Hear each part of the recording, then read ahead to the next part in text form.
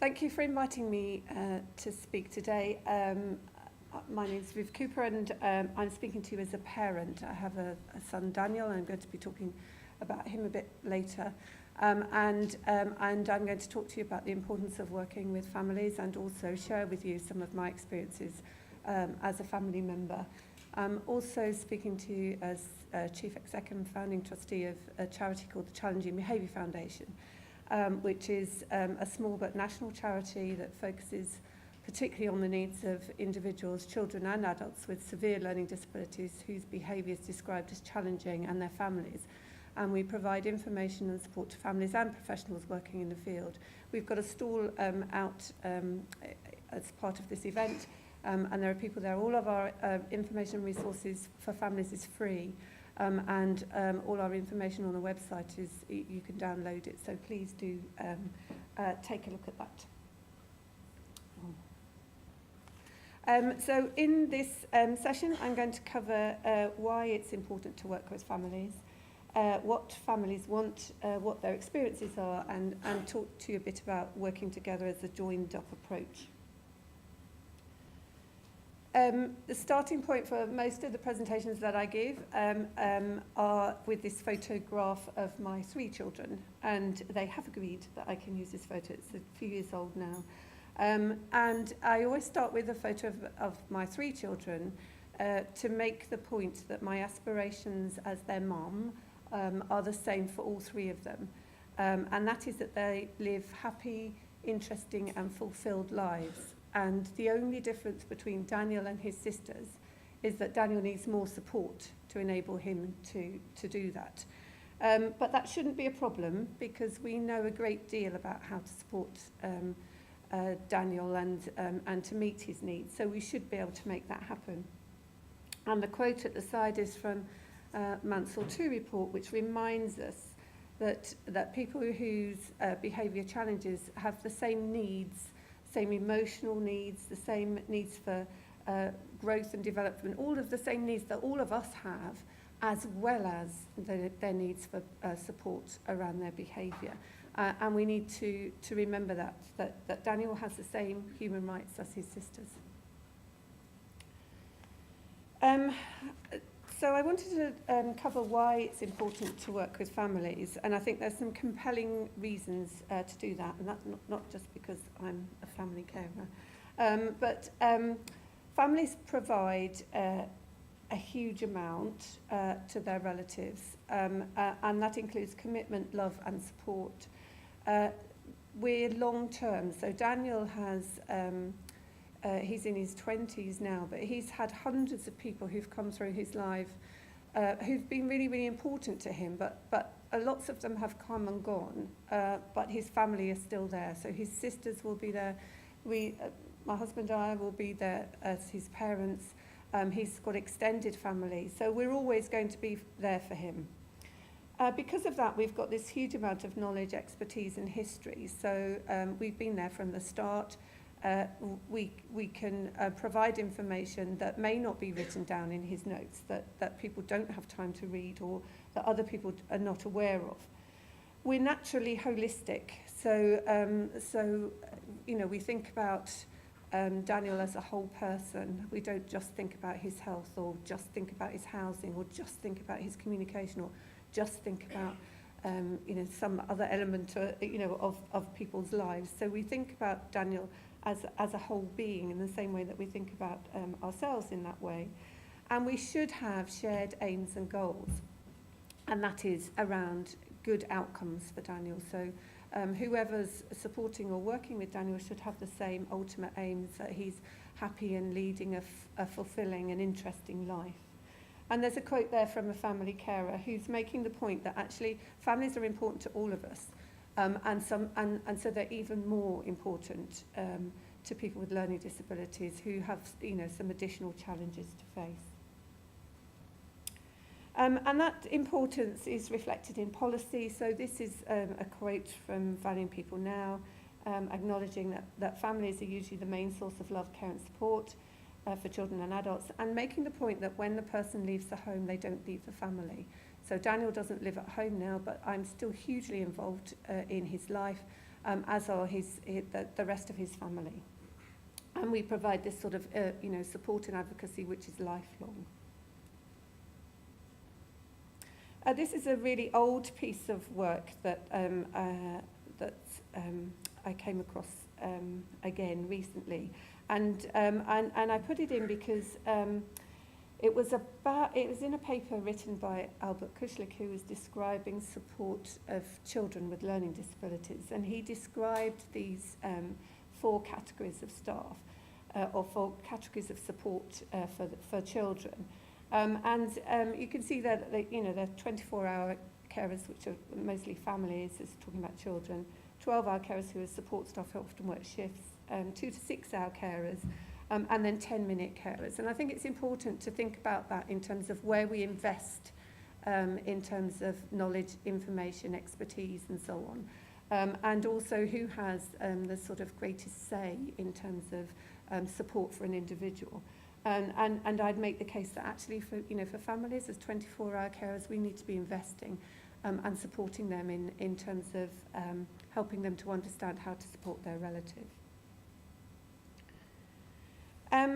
Thinking about what families want, we ask families on a fairly regular basis in a whole range of different consultations what it is that they want, what is it that would help you, and consistently families say the same things. It might be slightly different, worded slightly differently, but they fall into these 3 broad categories.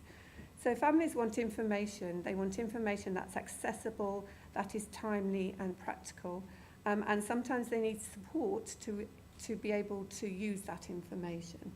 That's not about saying bombarding people with hundreds, and I've been sent documents, so read this document and it's 80 pages and there may be 1 paragraph in there that's relevant to me. Well, that's not helpful. We need to present information that's accessible and useful and practical.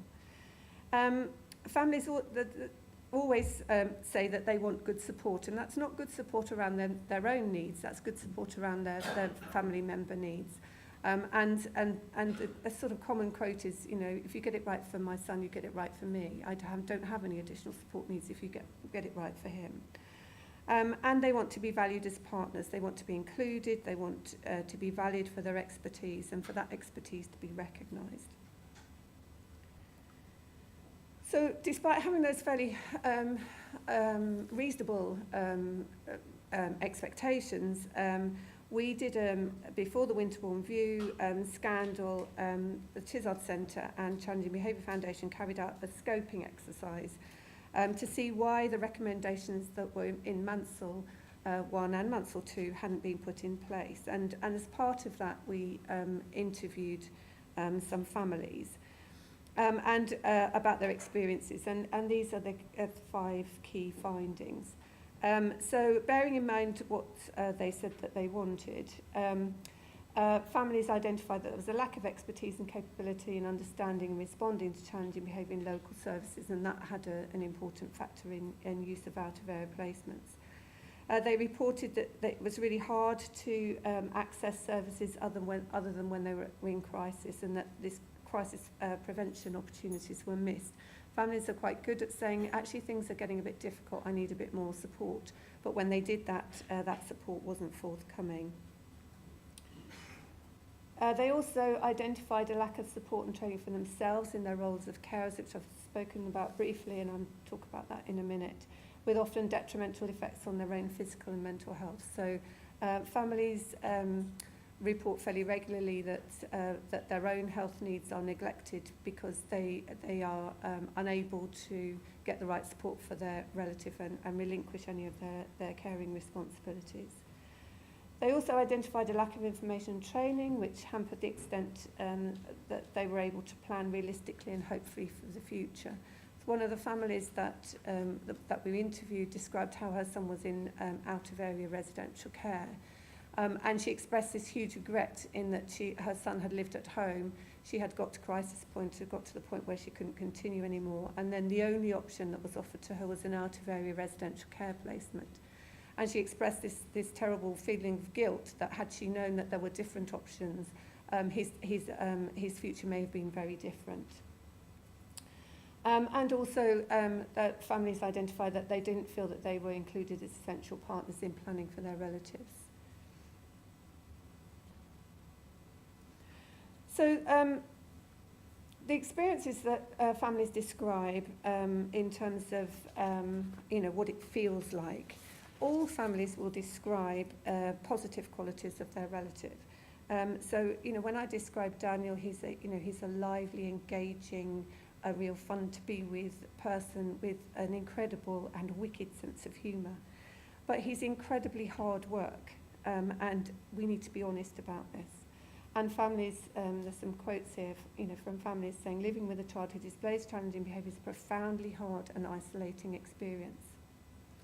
However, families are often accused of being sort of having low expectations, but this second quote here, it demonstrates that actually families do have high aspirations for their relatives, and that they want and expect them to succeed. And a recent scoping exercise of research looking into the needs of families who support individuals with challenging behaviour found that they all had high expectations of their relative, but low expectations of services to deliver those expectations. Most of the families that we support describe feelings of isolation, and here's a quote from a family carer saying that I found that because of my son's level of autism and his challenging behaviour, what I felt was he was becoming kind of minority within a minority.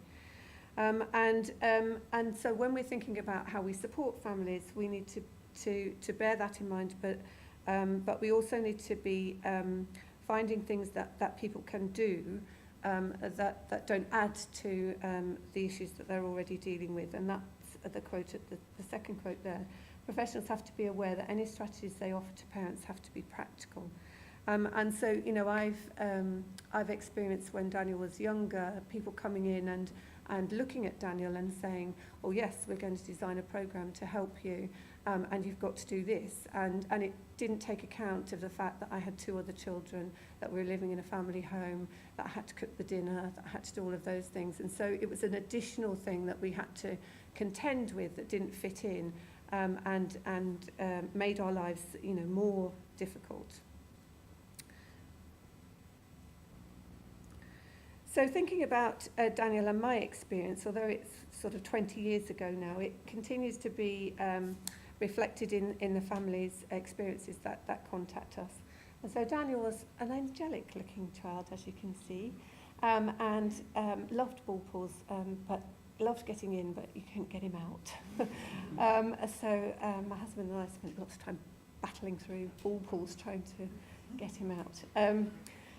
So Daniel was diagnosed in very early age with a rare genetic syndrome, and we were told, from the hospital where he was born, take him home, and if you can't cope, ring social services.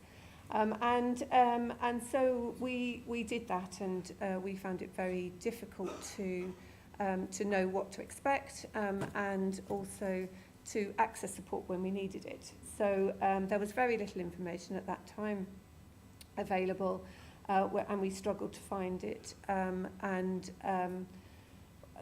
some of the information that we did find wasn't reliable. Daniel developed behaviours at the age of 1 that were difficult, so and those were head banging behaviours. So he started banging his head on hard objects. He didn't crawl traditionally on all fours. He commando crawled, and he would commando crawl to something and bang his head on it. So a table leg or a toy or something. And of course that for us that was that was a bizarre behaviour, and we didn't know what to do and why he was doing it. And so we went to the only person that we had access to at that time, which was the paediatrician, and said, why is he doing this? What should we do, and how can we stop him? And it's terrible. And the paediatrician said, there are 3 things you can do. We can give him medication, and that will sort of sedate him, and so he won't be as active, and then he won't be banging his head so hard. And to be fair, he didn't recommend that as an action.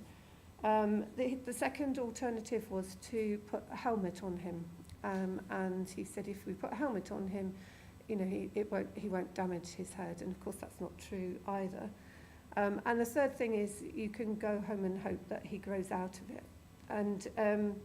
And so we went home and hoped that he grew out of it, and of course he didn't, and that wasn't good advice. And yet we are contacted by families who are still given that sort of advice today. And in fact, there were a lot of things that we could have done, and there were a lot of things that we could have tried, but we weren't made aware of those, and we didn't know what to look for or how to find it.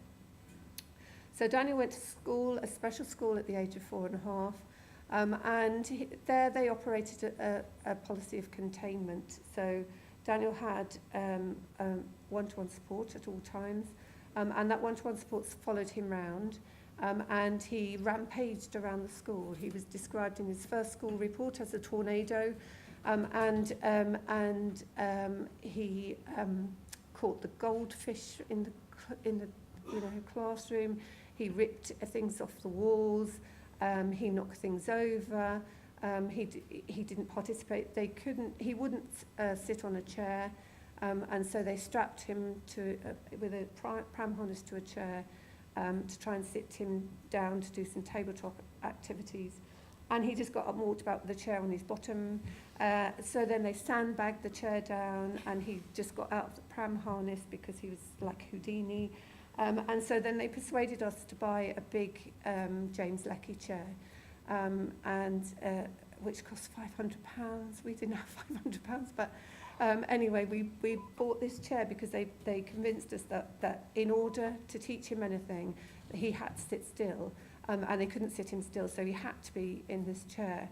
And so we bought this chair, and they sat him in it and strapped him in, and they had, a member of staff, had two members of staff, one either side, trying to get him to do tabletop activities. And of course that didn't work, and of course Daniel's mission was to get out of that chair, and within a short space of time he could do that. But that sort of typified the approach that we were taking, in that Daniel was developing and learning new behaviours. And each time he learnt new behaviours, we tried to contain them. We tried to and stop him doing things. And we got to a point, and we looked and said, well, where are we going with this? Where are we going to end up? Because at that time, Daniel had never had time alone ever, apart from when he woke up in the mornings in his bedroom, and his bedroom was Daniel-proofed. And what that meant was that he had no wallpaper, no furniture, no big toys, because he used them to hit light fittings and so on. No duvet, because he ripped it open to eat stuffing, has piker behaviour. No pillow, no duvet, eventually no mattress. And we were going down a route that we didn't want to go down to. Respite was occasional and brief, and didn't work for Daniel and didn't work for us, even though we desperately needed it because Daniel didn't sleep well either.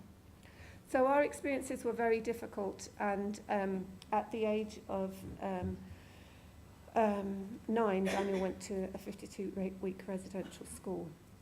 And that was the first time that we encountered a positive behaviour support approach, because when he went to that school, we said, you'll need his chair because you'll have to strap him in, because otherwise you can't keep him still to teach him anything.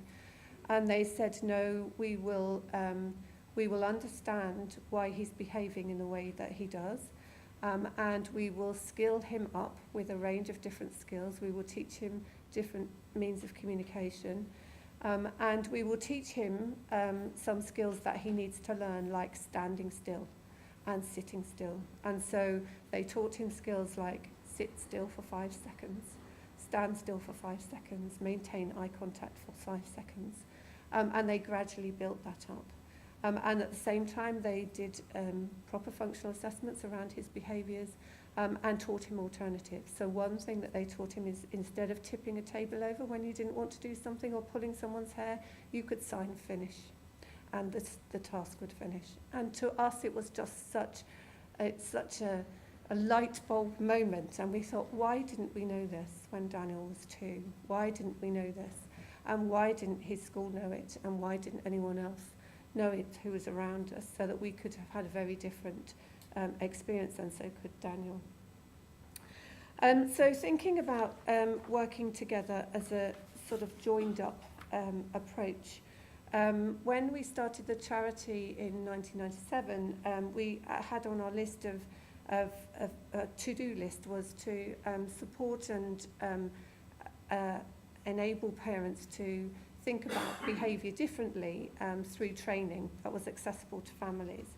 And so what we did was, it took us a long time, but we had to raise money and funds and think about how we would do it.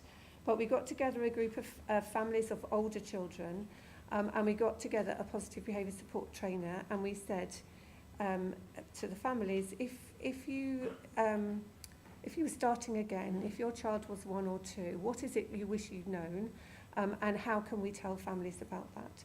And then we asked the positive behaviour support trainer and said, if you were delivering a training course to families, what would you do?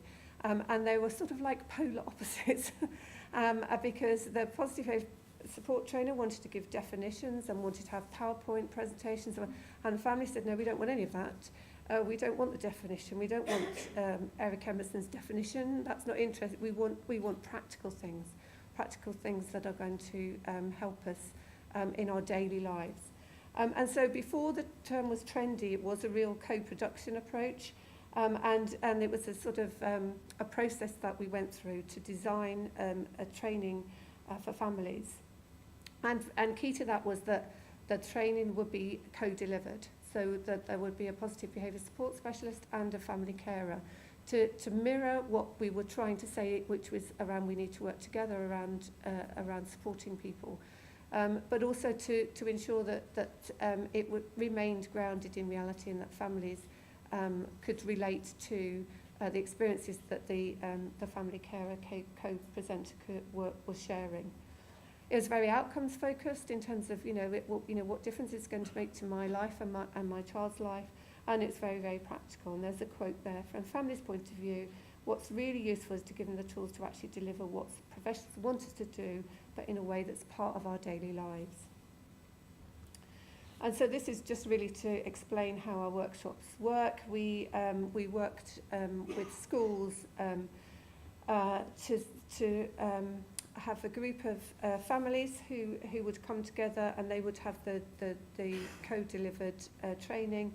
We would work with the professionals at the school and anyone else, respite services or short break services, who were supporting that family to deliver the same training. They were both exactly the same training, but separately delivered, because families needed to be on their own and professionals needed to be on their own to do that training.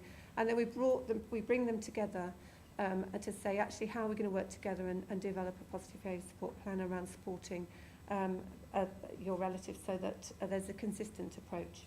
And those training were very successful, and feedback was very positive. And here's a quote from a family: what's had the greatest impact is working as a team. We all know we're doing the same thing, and consistency has had a huge impact. Part of the work that the Challenging Behaviour Foundation does is trying to get things done earlier. So whilst we support families who have older relatives and think about how we can improve the support and the lives that they're living, at that stage, we're all agreed that actually we really need to get it right early on. And so we've been working with a number of families in an early intervention project to say, what would it look like if we got it right for people? And families are very good at telling us, what we need to do. And you'll see that within there's a real focus on positive behaviour support approaches through the child's life and into adulthood, and ensuring that families are part of that partnership.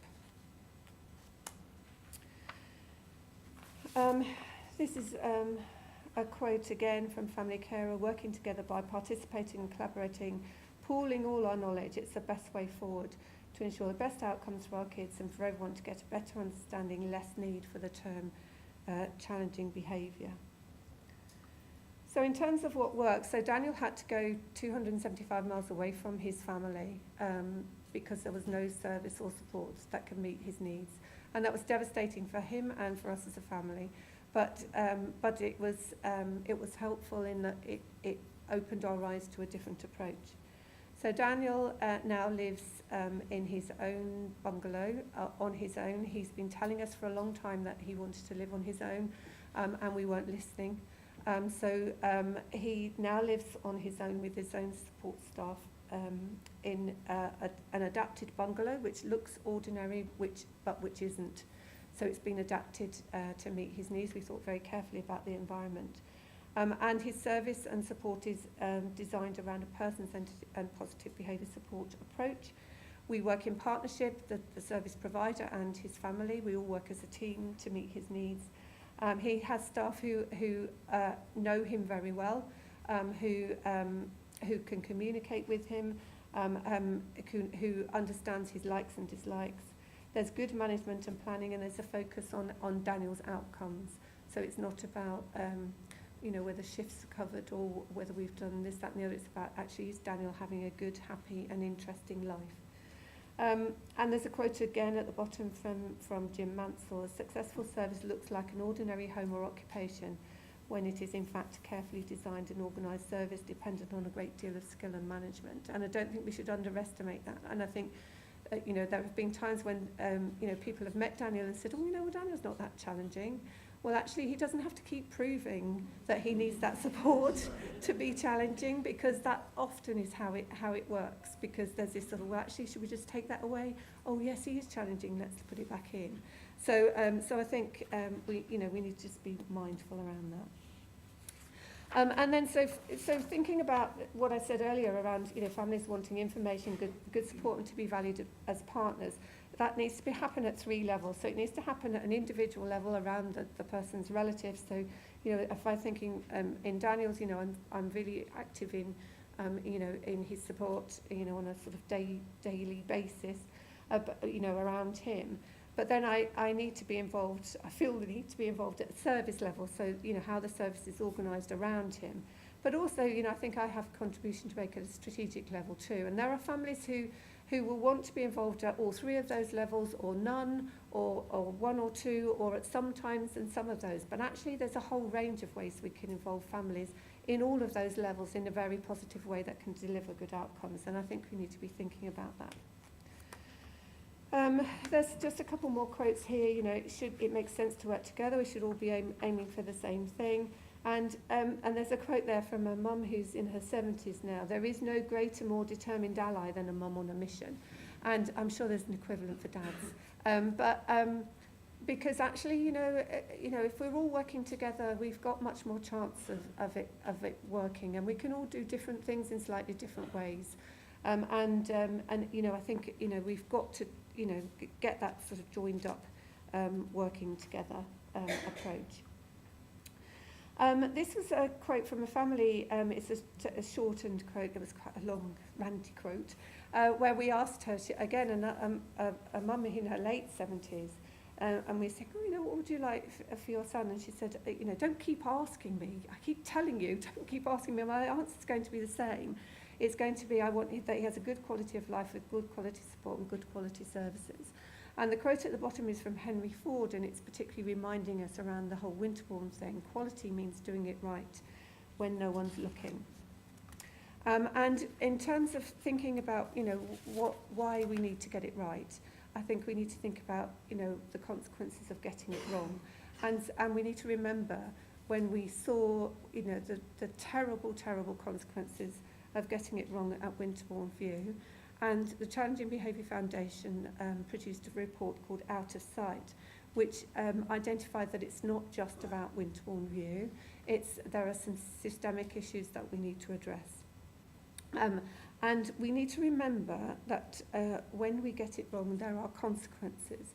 And this being a positive behaviour support conference, we'll all be familiar with ABCs, and antecedent behaviour consequence approach. And the question that I have is, what are the consequences for getting it wrong? And it seems to me that the consequences are huge and devastating for the individuals.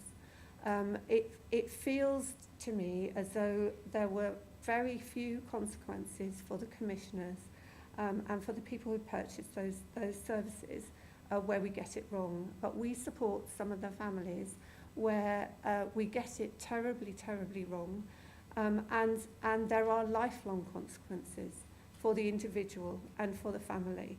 And so we need to bear that in mind and use it to spur us on to get it right. And so when we're thinking about getting it right, I implore you to listen to people with learning disabilities and their families. Daniel doesn't communicate verbally, but he's been telling us from a very, very early age around what his needs are and how he wants to be supported. So we need to listen to people and we need to hear what they're telling us. We know what to do, we know how to do it, and we can all make a difference. And whatever level we can make it, it might be for one person, it might be for 5, it might be for 500, but we can all make a difference, and we all have a responsibility to do that. Okay.